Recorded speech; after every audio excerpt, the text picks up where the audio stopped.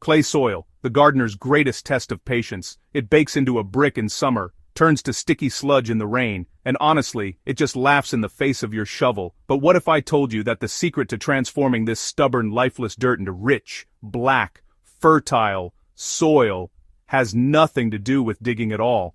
The Amish discovered a centuries-old secret that turns even the toughest clay into soft, humus-rich earth, fast, naturally, and with almost no effort. This isn't a quick-fix gimmick, it's a proven biological transformation, one that allows the soil to rebuild itself from within.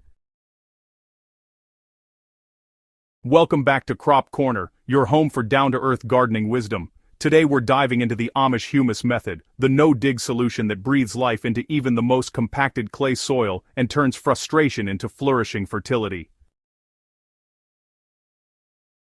Clay is one of nature's most complex soil types. Its particles are incredibly fine and tightly packed, leaving barely any room for air or water. That's why water pools on top after rain and roots struggle to breathe below. When you dig or till clay, you might think you're helping.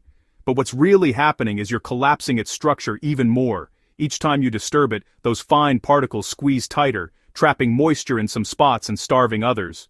The result? Soil that's dense, suffocating, and lifeless. The Amish learned generations ago that the harder you fight clay, the tougher it becomes. Instead of forcing it open with tools, they learned to feed it, to work with the biology of the soil, not against it. Their approach centers around nourishing the living ecosystem underground so that the organisms, fungi, and worms do the real heavy lifting. The Amish Humus Method is beautifully simple. It's not about digging or mixing, it's about layering organic materials right on top of the soil, allowing nature's decomposers to do the work for you. Imagine creating a buffet for microbes, fungi, and worms. As they eat through the materials, they build tunnels, loosen the soil, and create natural glues that turn hard clay into a structure full of air pockets and nutrients. The magic starts with two essential building blocks, carbon-rich materials and nitrogen-rich materials. Carbon sources include things like straw, shredded leaves, or cardboard. Nitrogen comes from green materials like fresh grass clippings or well-aged manure. Together, they form a living compost blanket that feeds the soil from the top down. Here's one of the Amish's cleverest tricks, cardboard. It's not just a weed barrier, it's a fungal feast. When laid flat over compacted ground and soaked with water, cardboard softens and becomes irresistible to fungi. Within weeks, white fungal threads begin spreading through it, reaching deep into the clay. These fungal networks act like nature's plow, weaving through the dense soil and creating microchannels for air and water. As the cardboard breaks down, worms and beetles drag bits of it into the soil, pulling organic matter deeper than any shovel could reach. The result is a transformation that starts quietly, but accelerates quickly, clay turning from sticky slabs into crumbly dark soil that smells alive. Lay the foundation. Begin by covering the entire area with overlapping sheets of plain, uncoated cardboard. Make sure no soil is visible between the sheets. Hydrate generously. Pour about 10 gallons of water evenly across the cardboard surface to saturate it thoroughly. This ensures the fungi and microbes have the moisture they need to get started. Add the carbon layer. Spread a 6-inch layer of straw, shredded leaves, or other dry carbon material on top of the soaked cardboard. Now, it's time to add the nitrogen layer. Go ahead and mix in about 3 inches of fresh grass clippings or semi-composted manure. This is what provides the nitrogen that really jump-starts decomposition. Next, you want to keep things balanced and moist. The ideal ratio is 2 parts carbon to 1 part nitrogen by volume. For example, if you've got 2 wheelbarrows of leaves, you'll want to pair that with 1 wheelbarrow of manure. Too much carbon and the process slows down. Too much nitrogen, and the pile can get kinda slimy. So, maintain that balance and keep your pile moist, but not waterlogged. After about 3 months, you'll start to notice the top layers darkening and softening. You might see some fungal strands showing up and the soil will feel spongy underfoot. Those are all signs that the clay beneath is really coming alive.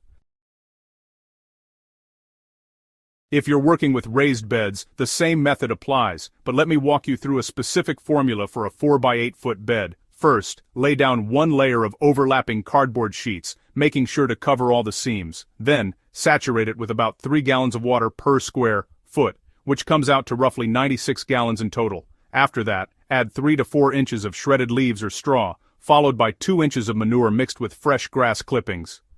Repeat this layering sequence once more, and finally, top it all with a thin cover of straw to help protect the surface from drying out. So, let the bed rest for about 6 weeks. During that time, the cardboard softens, fungi start to colonize the layers, and worms begin tunneling through. By planting season, you'll notice the clay beneath is noticeably looser, a bit darker, and honestly, just ready to support root growth. When that time comes, simply pull back the mulch, plant your seedlings, and let their roots follow those fungal pathways downward. Unlike digging, which, gives you instant but short-lived results, this process does take time. But here's the thing, it's permanent. Each season, all you need to do is add another thin layer of leaves and manure, keeping the system alive and, importantly, undisturbed. Avoid tilling at all costs because every time you dig, you destroy the fungal networks and aggregates that took months to build. By the end of the first year, the results are, well, undeniable. Clay that once clumped and cracked will now crumble softly in your hands. Plants grow stronger, roots run deeper, and the soil retains just the right amount of moisture. Over time, it becomes a self-sustaining ecosystem, what gardeners often call black gold. What it be? At the heart of this transformation is humus, the dark, crumbly, organic matter that forms when decomposed material bonds with clay minerals. Humus-rich soil holds water like a sponge, yet drains freely, resists erosion, and stores nutrients in a stable form plants can easily access.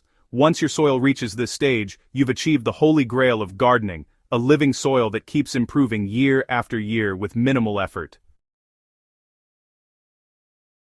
The Amish didn't invent humus, nature did, but their method honors the natural process and speeds it up by providing the ideal ingredients in the right balance. What once took decades in the wild can happen in your backyard in a single season. If you've been battling clay soil, stop digging and start layering. Let fungi, microbes, and worms rebuild your soil from the inside out. This Amish Humus Method doesn't just fix the symptoms, it transforms the entire system. Your soil will hold water better, your plants will grow stronger, and your garden will become the thriving ecosystem it was meant to be. So the next time you pick up that shovel, remember, the best gardeners don't fight their soil, they feed it. If you found this guide helpful, don't forget to subscribe to Crop Corner, give this video a thumbs up and share it with every gardener who's tired of battling hard clay. Together, let's build soil that lasts a lifetime, naturally, beautifully, and the Amish way.